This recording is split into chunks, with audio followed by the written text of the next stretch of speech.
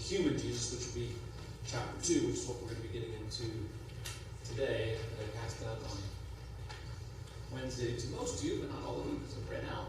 Anybody else? Okay. I'll try to just make more, make sure we have enough. Okay, let's begin with the word of prayer. Our Father, we're thankful for this Lord's Day that we can assemble together and remember your Son, open your word and study from it, sing songs of praise and encourage and edify one another and glorify you. We pray that everything we do this morning would be pleasing to you. Pray that our time together might be fruitful as we seek to understand what you revealed to us. Help this class to be beneficial to each one as we share our understanding and help one another to more fully comprehend what you would have us to do. Thankful for your word, which you've revealed in such a way that we can understand it. We know that we have to put forth effort to do so. Pray that you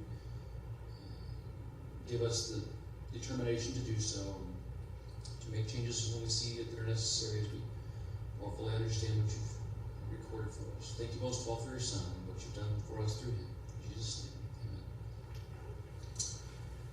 amen. Okay, I think we basically finished chapter 1 on Wednesday night.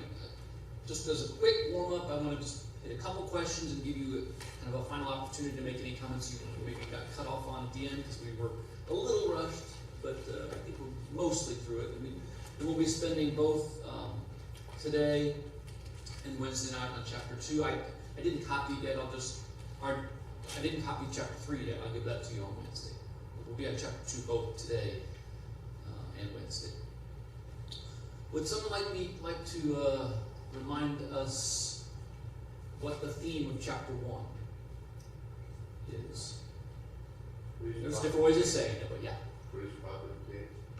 That's kind of the whole outline of Hebrews. So that's that you went big picture. Certainly, the whole book of Hebrews is kind of showing how Jesus is a better prophet and priest and king. That covers all 13 chapters. We want to focus just on chapter 1. It was more focused on what? Yeah.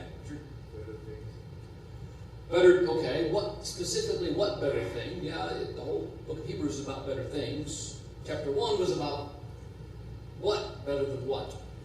Or who better than who?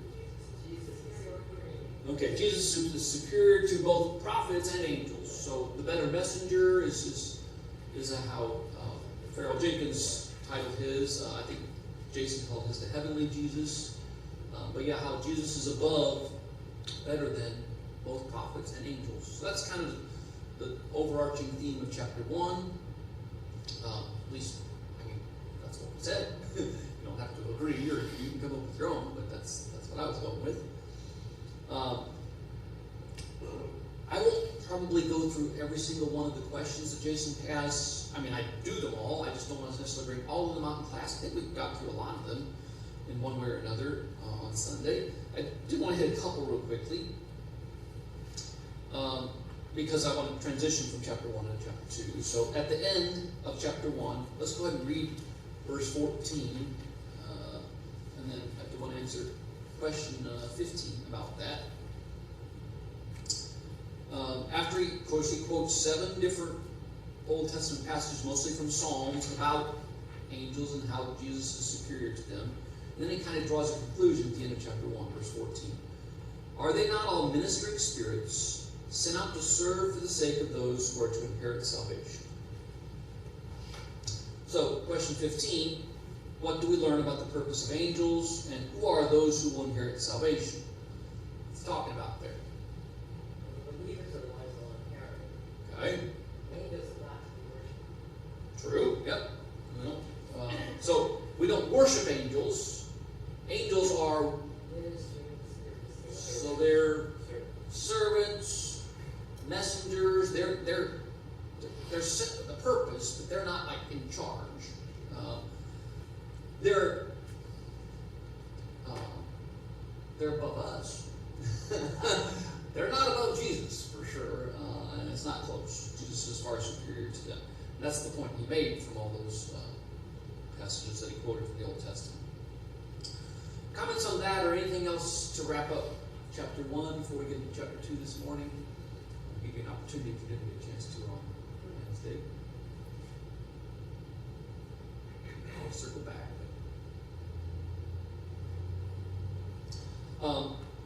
I think I probably pointed this out, but I will just do it again in case I didn't. How many times does chapter 1 talk about Jesus? Specifically by name? None. Refers to him all the time, but he's always being referred to how? The Son. Okay? So, in fact, the first time we're going to see the word Jesus in Hebrews is, I think, chapter 2, verse 9. He's talking about him the whole time, but just doesn't refer to him by name until later. And I think that kind of covers the last question or two. Although, I don't know if I brought this out, is the Son ever called God in this chapter? What age? Say again. What age? Yeah. You want to bring that? You want to read that and point out how he does a little indirectly there. But on the Son, he says, "Your throne, O God, is forever and ever. The scepter of righteousness is the scepter of your kingdom." Yeah. So, Jesus is referred to as God here. The Son is referred to as God. In the Old Testament, there are a few instances where he's referred to as Jehovah, Yahweh. So I don't know about you guys. I don't tend to me, I kind of reserve that more for the Father. But I need to remind myself that Jesus is referred to that way also. He was in the beginning. He was with God, involved in the creation at the beginning. They are one. So I have trouble wrapping my head around the Godhead. Partly, I don't quite get how three persons are really one. I have trouble explaining that, but so I have to keep reminding myself. Right. Yeah. The way it was explained to me years ago, but it's like I struggled with it. Dentistry is wrong. So basically what you have is a family. They all have the same powers. Yeah, that's what he said. The only way to explain it, they are all three of like mind. And they all agree. They're in agreement to everything. Yeah. What were you going to say, Daniel? So I mentioned last class about if there was some kind of order to the. Yeah. Yep. Those 7 things that we I think discussed. there is. And so I think there's 10 things actually said about Okay. Jesus in 2, 3, and 4. The first 3 are in verse 2, and that's things, the relationship from God the Father to the Son is what God has done to the Son. He spoke through the Son.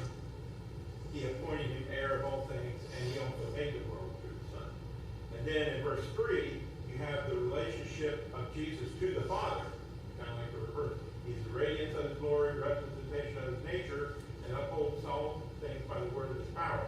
And I kind of had a question about that. His power, is that the Father's power or the Son's power? But I think he's actually talking about the Father's power. Because he said his glory, his nature, his power. And then it shifts to what Jesus has done. Not the relationship, but what he's done. He made purification for sin, sat down, and he became so much better than the angels and inherited more angels. Okay. I followed you on all that. Yeah. So you pulled the extra 3 out from the first verse there. Yeah, and that does seem kind of a logical progression. I followed that. That's good. So how does the Holy Ghost have to be talking about the Father and Son, but Holy Ghost? Well, I mean, he's just not focused on what the helper does in these verses, so that will get brought out later. But usually when we don't try to talk about every aspect of every person involved, we kind of focus on, and that's what he's doing here, is focusing on the Son and the relationship to the Father. All right, so let's get into chapter 2 this morning. We're going to kind of break up and read parts of it. So I want to read the first 4 verses, start with, actually, I volunteer to do that, please. Chapter 2, verses 1 through 4. Daniel, thank you. For this reason, we must pay much closer attention to what we have heard, so that we do not drift away from it. For if the word spoken through angels proved unalterable, and every transgression and disobedience received a just penalty, how will we escape if we neglect so great a salvation? After it was at first spoken through the Lord, it was confirmed to us by those who heard. God also testifying with them both by signs and wonders, and by various miracles, and by gifts of the Holy Spirit, according to his will. So notice how chapter 2 starts. Depending on your translation, it might say for this reason. It might say therefore. As my dad always would say, you never see a therefore, you gotta look and see what it's there for. So therefore is, when someone starts therefore, they're not starting a conversation. They're setting context. They're referring back to what's already been discussed. So that ties together chapter 1 and 2. Now, these first 4 verses in chapter 2 kind of do shift focus a little bit, but then I'll come right back in verse 5 to angels. So just going to be a little bit of a tangent or a sidebar. And what seems to be the author's purpose in these 4 verses? Like, what's he trying to get across at the start of chapter 2 here? He's warning against retribution. Yeah, it's a warning. Specifically, a warning to not let what happen? Drifting. So that's actually what Farrell Jenkins titled his chapter. You guys don't have this book unless you got it. He titled it "Lest We Drift Away." So he focused in on that phrase from chapter 1 here, or from chapter 2, verse 1, that we do not drift away. Jason titled his the human Jesus, because the rest of the chapter is going to talk about Jesus' humanity and how that actually helps make him superior to angels, which seems counterintuitive, by the way. How can becoming human lower than the angels make you better than the angels? And yet, that's the argument that he makes, really from verse 5 through the end of the chapter, 16 verses. So, we'll come back to angels, but there's a little sidebar here, these first 4 verses, a warning. Pay much closer attention to what we have heard. Then he talks about how the word spoken through angels proved unalterable, and transgressions and disobediences received just penalty. And then verse 3 kind of compares or contrasts that with, well, first of all, what's he referring to when he says the word spoken through angels? What's that talking about? The law. Yeah. That's, the angels were messengers. They helped deliver the Old Covenant. So the word spoken through angels is just law of Moses, the old law.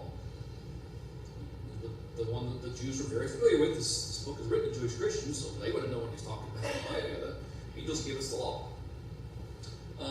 And what point is he making about that law? It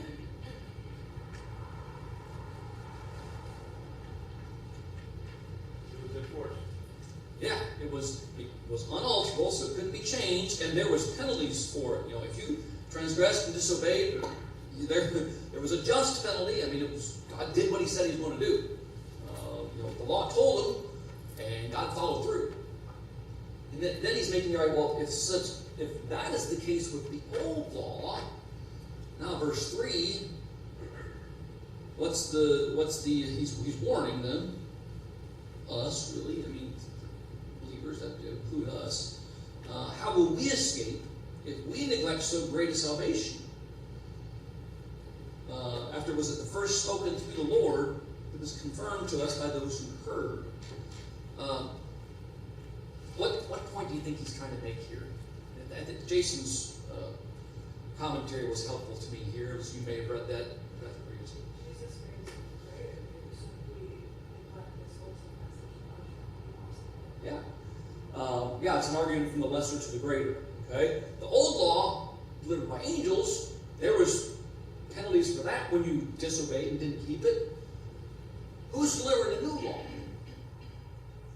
The Lord. So we got a better messenger. Then should we expect the consequences to be less severe? No. That's a wake-up call. You know, they knew what happened to their ancestors. They knew all the stories about plagues and so on that happened to them, and how many died due to disobedience. And you know, the Hebrew author here is just making the point that look, God's still the same God, and now we've got a message delivered by an even better messenger. So there's not going to be like lighter consequences for neglecting that. This greater salvation that we have now, it's going to be that's something you better take seriously, I think, is the point he's trying to get across. Comments that maybe you could say it better than what I did. I don't know if I made that clear or not. Daniel? Do you know who E.F. Hutton? Yeah. You ever heard that? It reminds me of... When people listen. He talks to people listen. That's exactly what this reminds me of, is that you need to listen when Jesus speaks. Yeah. That's There's good. probably a lot of people Old who don't know commercial. what that is. Us old people know that. Exactly. E.F. Hutton talks, people listen. It's financial services type thing. Haven't heard that for a while. Just checking my notes here. Let's talk just for a minute about that idea of drifting away, because that's the warning he starts with. You know, let's pay closer attention so that we don't drift away. What's that idea of drifting? Say again. Certainly, okay, that's the result. But the process, drifting is a process. What is it's slow? Is it intentional? Do we drift on purpose? No. Drifting happens when what is the case? We don't use our anchor. Yeah, we're not anchored.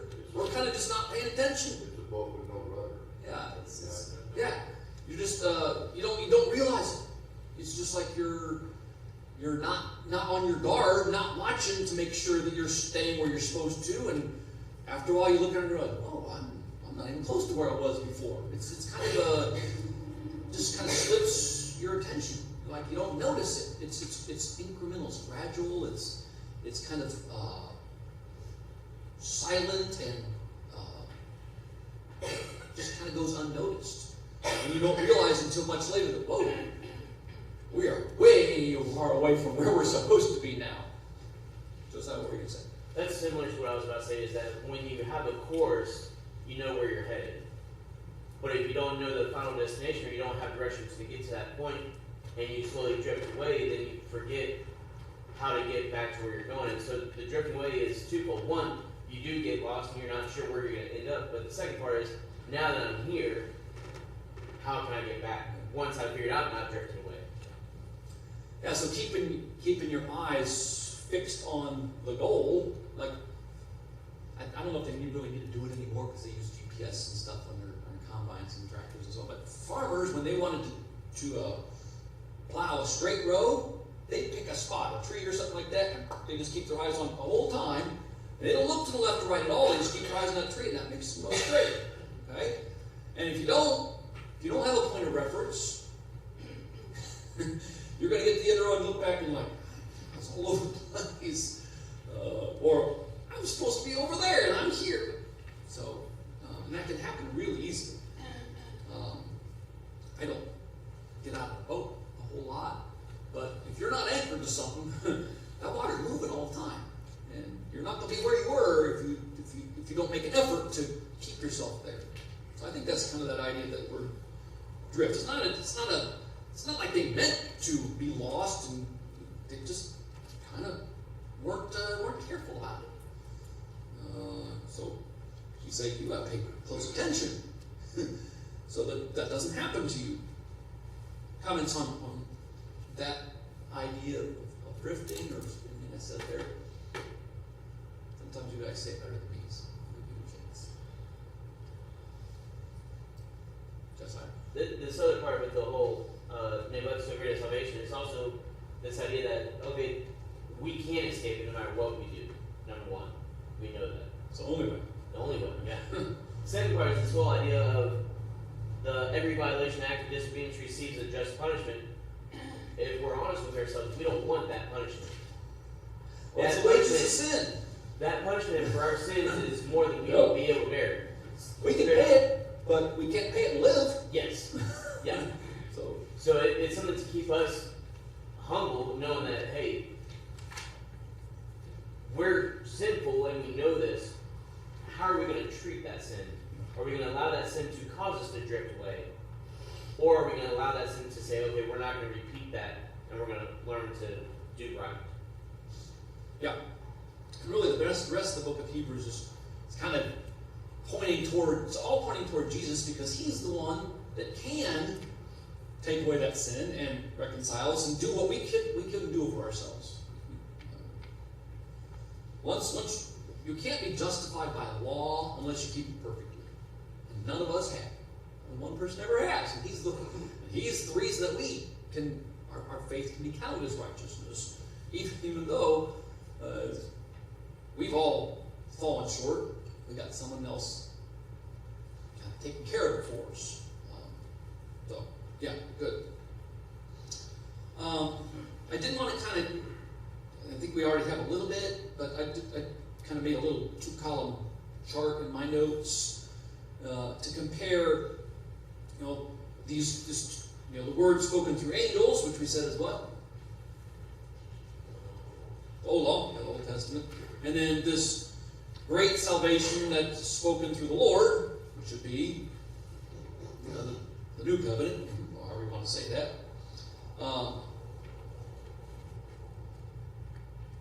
So, on the one hand, the Old Law, when there was transgression and disobedience, what did that result in? What happened if you broke the law?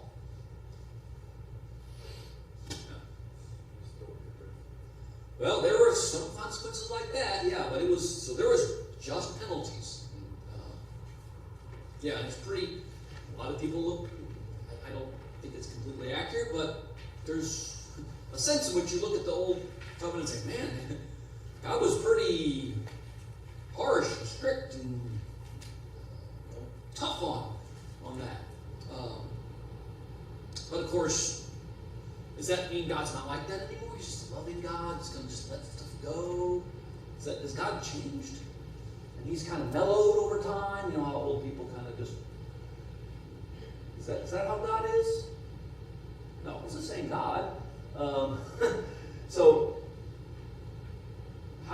we kind of see in physical senses how God viewed sin back in the day. How does God view sin today? No big deal. The same way, which is to say, or what? Yeah, he can't have anything to do with it. It's like oil and water; they don't mix. If you want to be with God, you cannot have sin. And the consequences, of course, for us are eternal. Now, we need a solution to that, because otherwise we've got no hope. And of course, we use the word in verse 1, actually verse 2. So the word spoken through angels, the Old Testament, proved unalterable. Couldn't change it. And then verse 3, how will we escape if we neglect so great salvation? So it's just as much so, if not more so, with the New Covenant. In fact, if you go to places in the Gospels and so on, I think John talks about it,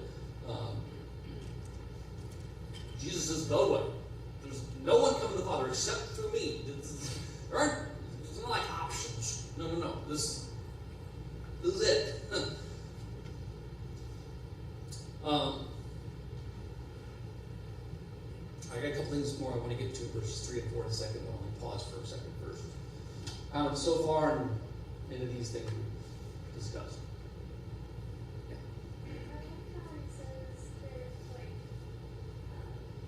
how holy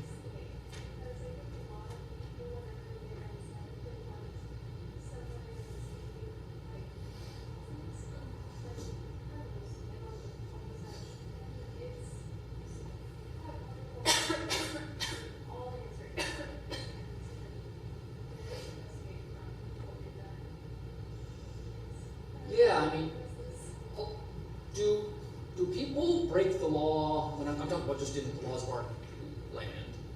Do people break the law and get away with it sometimes? Sure do. Sure. Our justice system's not perfect. And in fact, sometimes we kind of know they're guilty, but we, at least in this country, we're very careful to follow due process, and they might kind of get off on a technicality or loophole or something like that. Or there's not- Okay? And we'll even, so we declare them not guilty. Even a lot of times when we kind of know they are, by the, in the eyes of the law, they are not guilty. They do not have to pay any consequences for this. Is anybody going to get away with that kind of stuff with God? And how many of us are not guilty? None of us, except Jesus. Okay, so none of us are not. So we're all going to have to pay for it, one way or another. We either got to pay for it ourselves, or someone else got to pay it for us. And we can't pay it ourselves. So that's the problem. And of course, the solution is going to be Jesus, because he's better than the way we're doing it under the old law. Blood and bulls and goats can't take away sins. That's an argument it makes in chapter 8 or 9, something like that. Yeah.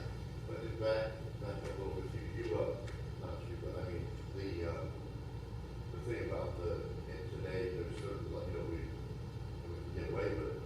That's and unfortunately, there's things that if you do something, there's a statute of limitation, but there's no statute of limitation. Not even going to forget or say, oh, it's been too long, and I gotta let him go. No. Yeah, there is no statute of limitations on murder. Certain so of course with God there's one at all. There's no loopholes or technicality. We're getting off on, it's not like we're getting away because there's just not enough evidence to convict us. God knows it all. All right, I did want to come back to verses 3 and 4, because at the end of verse 3 and into verse 4, it talks about how, how will we escape if we neglect so great a salvation? We won't. And then he kind of comes back and compares it to the word spoken through angels. He says, after was it the first spoken through the Lord, it was confirmed to us by those who heard. God also testified with them both by signs and wonders and by various miracles. I guess the Holy Spirit according as well. Who is this confirmed to us by those who heard? What's that talking about? Sam? Eyewitnesses to Jesus' life. Okay. And who was with him the whole time? Okay. So that seems to be referring to the apostles specifically. And since he's talking about signs and miracles and wonders, that was apostles who received power to do that. And the Holy Spirit, gifts of the Holy Spirit, that sounds a lot like Pentecost. So it sounds like the apostles. But did you notice the author, whoever it is, we said we don't know for sure who it is. Maybe it's Paul, maybe it's Apollos or Barnabas or Luke or something. It says it was confirmed to us by those who heard. Well, those who heard is the apostles. The author is not including himself in that. Doesn't seem to be. It's us is those who is confirmed to. That'd be the rest of the people. Whereas those who heard is a different group of people. That's the apostles, the ones who got the signs and wonders and so on. So it seems that the author is not including himself with the apostles, which would be, I suppose, one bit of evidence that maybe Paul didn't write Hebrews, if you want to look at it that way. I don't know that it disqualifies or eliminates him from consideration, but it does suggest that maybe the author is not an apostle. Anybody wants to comment on that? Just the way he's referring to it doesn't seem to be lumped. The author does not seem to be lumping himself in with the apostles, which Paul normally did. He would make some distinction about his at least the apostles, but he wouldn't never suggest that he wasn't an apostle. Paul would defend his apostleship. If this is Paul, he doesn't seem to be doing that. Those two instances right there are cross references to the same Luke 1:2, which is the apostles. I'm not going back to Luke 1. So to follow your the point you're trying to make. So Luke, and I know at the beginning of Luke and the beginning of Acts, Luke identifies himself and The Lord attested to us, and by those who heard, was cross referenced to Luke 1:2. okay. Let me just read Luke chapter 1 verse 2, since we brought it up, it's probably good to go there. Just as those who from the beginning were eyewitnesses and ministers of the word, that sounds like apostles, have delivered them to us. Okay, so he talks about the apostles, and then Luke is not including himself in the apostles, it's us as everybody else that was delivered to. So it seems to be doing, I guess that would be an argument for maybe Luke having written. So or somebody like Luke. Looks like it's right. That's why she'd go with Luke. Daniel? Maybe, I think probably more, or at least equally valid point to this, he's not including himself with the apostles, is that Paul makes the point that I did not receive the gospel from him, which is the wager, I think, on this, that Paul says, I didn't receive it from him, I received it Directly from the Lord. And so, I think it was somebody who knew Paul and was a companion to Paul, but I don't think it was Paul. But we don't know. Origin says only God. Yeah, only God knows. Might find out someday, but we'll just have to live with not knowing. God apparently didn't think it was important for us to know, so we like to speculate. But yeah, there's some breadcrumb that suggests maybe it wasn't Paul.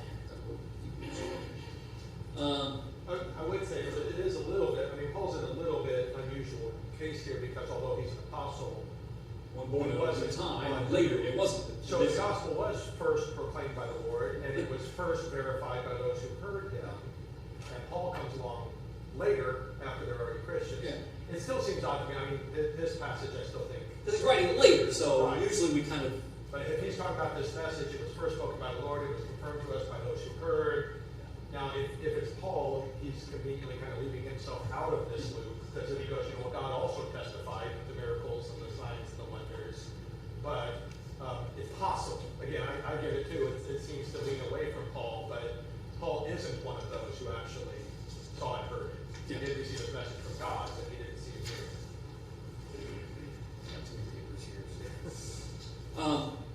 I did one of your questions. So if you go to the end of the handout that I gave you, I did want to bring out. Before I forget, I'm not even trying to get through all of chapter 2 today. We've got through the first 4 verses. We're going to read 5 through 10 and start into that. We'll be like halfway or so. I'm skipping question 4 for now. But question 4, and we talked about this a little bit. Does this warning, given in verses 1 through 4, show that a Christian can be lost? That's a yes or no question. And can you find any other verses in Hebrews that might suggest this? Try to come up with some by Wednesday, because I would like to answer that question, spend a little time.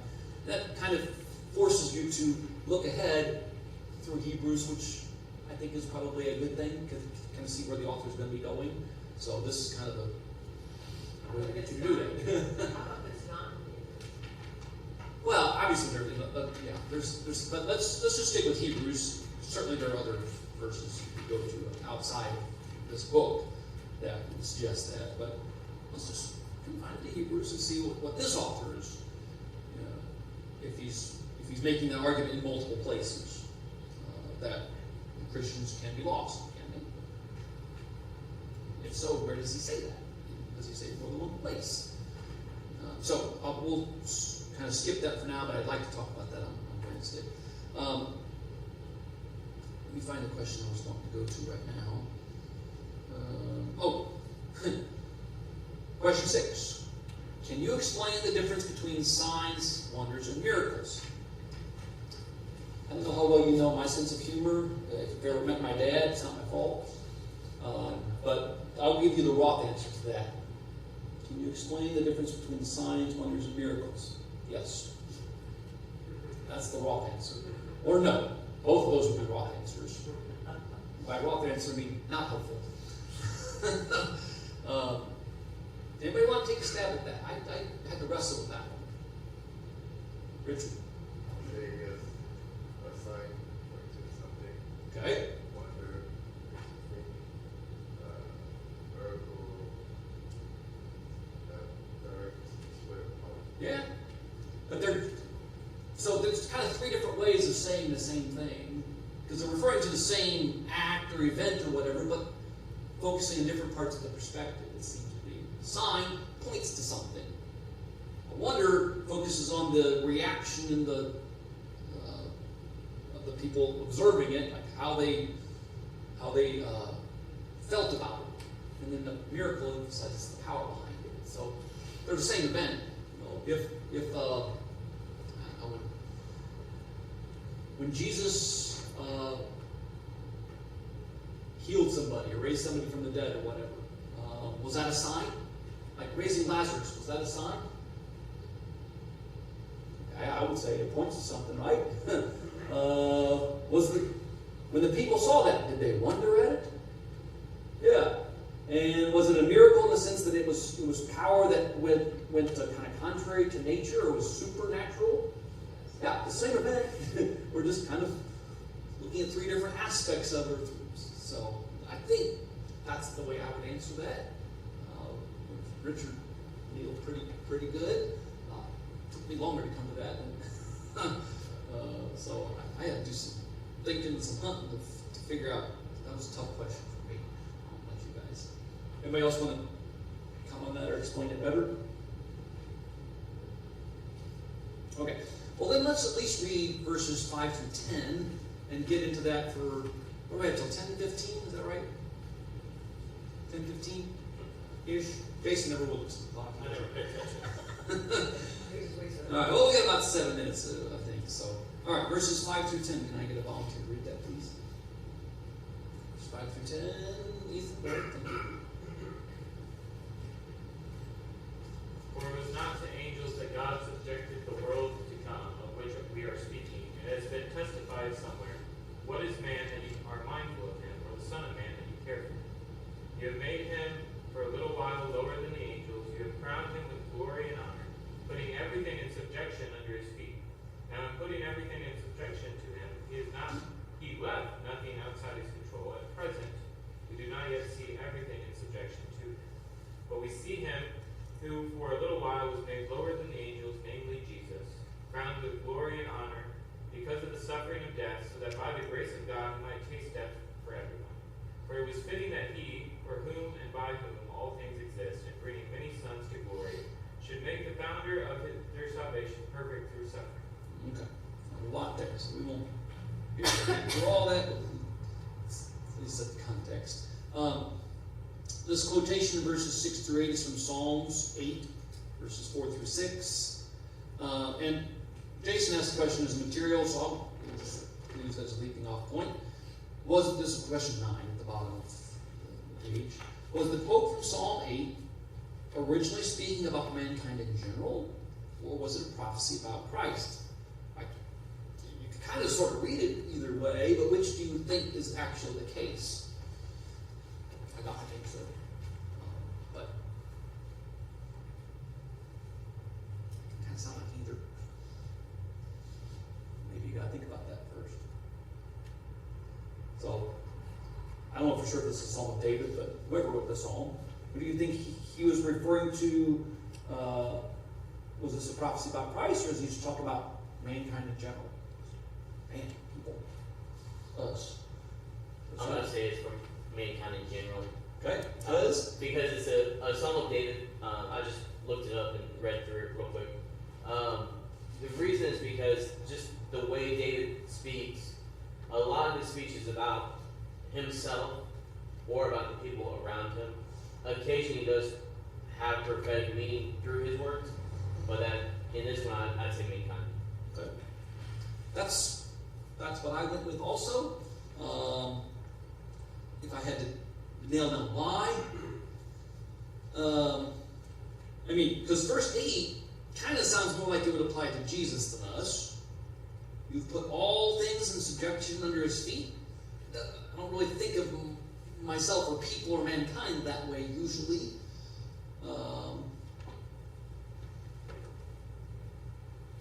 But it starts out with, what is man? That you remember him. I'm sure somebody talking about mankind. Or the Son of Man, that you were concerned about him. I realize Son of Man was sometimes used of Jesus, but this is parallelism where he just used kind of restating kind of the same thing, or just in a different way. So I think he's probably referring to just mankind in general. That's the original point in Psalms 8. That's my position anyway. And just in my mind, I think it's because he became man. And it's not that it's come towards old skin, so it's probably gold. I mean, I suppose maybe. The fact that he came and became flesh, yeah, it's more about mankind. However, it has to be about Jesus, because without him, what would it be? On verse 7, you have made him for a little while lower than the angels. Is that talking about originally creating man, or is that talking about Jesus becoming flesh incarnate and becoming a person? It's kind of like, it's a little hard to tell. I will say that this idea of putting all things in subjection under his feet reminded me of Genesis chapter 1, verses 26 to 28, which I'll just read real quickly. Probably familiar with, or you'll know as soon as I start reading, like, oh, hey. So Genesis 1, verses 26 through 28, that's what it made me think of. Then God said, let us make man in our image, after our likeness, and let them have dominion over the fish of the sea, and over the birds of the heavens, and over the livestock, and over all the earth, and over every creeping thing that creeps on the earth. So God created man in his own image. In the image of God he created him, male and female he created them. And God blessed them. And God said to them, be fruitful and multiply, and fill the earth and subdue it, and have dominion over the fish of the sea, and over the birds of the heavens, and over every living thing that moves on the earth. What was the last thing God created? Man. What does he say? What did he say about everything else he created before man? At the end of every day after he created it, he said it was good. What does he say after he creates man? Very good. It's very good. Was mankind higher than the rest of creation? Yes. Yeah, we had dominion over it. Okay, so that to me sounds like what he's saying in verse 8 there, or Psalms 8, verse 6. You would put all things in subjection under his feet. It also kind of sounds like, I've given all authority has been given to me in heaven and on earth. Matthew 28, verse 18, where Jesus is talking about God has laid everything. So it sort of sounds like that too. It's a little bit hard to say for sure, but that's why I think he's probably talking about mankind here. I'm not going to be dogmatic about that. That's just, to me, that makes more sense. Yeah. Disclaimer, I could be wrong. But I agree, because also typically whenever it's being referred to Jesus and it has a capital, like capital Q or capital M for man, like Son of Man, it's weird, does it have and capitalized? And I don't know. Yeah, I understand what you're saying, but I think that's a judgment made by the translators. That's not the original text. That's their think so based on who they think it's referring to. Am I correct about that, Jason? What was the question? She said, whether it's capitalized or not. Yeah, that's a judgment. So there's no that type of punctuation in Hebrew, is there? No. Yeah, so Not Hebrew or that means that the translators agree with you. Doesn't mean you're right, but it means you've got some support from others. Also in Psalm 8, right after it says, you put all things under his feet, verses 7 and 8 read, all sheep and oxen, all the beasts of the field, birds of heaven. So that points to that Jesus Okay. as well. Yeah, it helps to look at the context. All right, we are basically out of time. Any final comments before we put a pin in it and revisit this on Wednesday? Unrelated to that, but let me mention the capitalization and non-capitalization of the pronouns. Some of the newer translations are coming out. They're doing away with all of the capitalization of the pronouns anyway. So, well, I prefer the capitals. yeah, I would too. But it's gonna make it. I don't know if that's better or worse, but it's gonna make it harder because they're just gonna leave them all lowercase. I can go back to my pen and fix that. All right, don't forget it would be helpful if you would do your homework, by which I mean, reread chapter 2, try to look ahead in Hebrews for question 4 to see if you can find other instances where he might be referring to this possibility of Christians being lost. And we won't do all the questions, but I mean, I do them, and I'll bring out some of them, so it helps to see whether you got the message by the lesson. So, all right, thank you for participation. We're going to pick up there on Wednesday.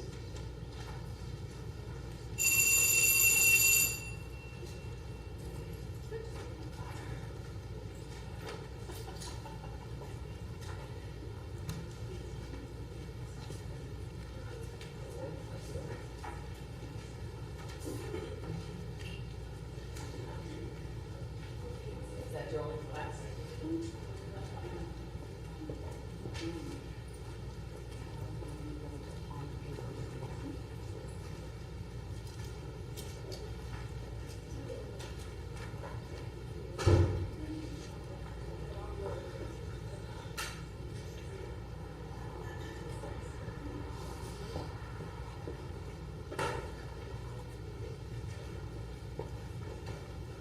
Hello, my name is Mr. Win.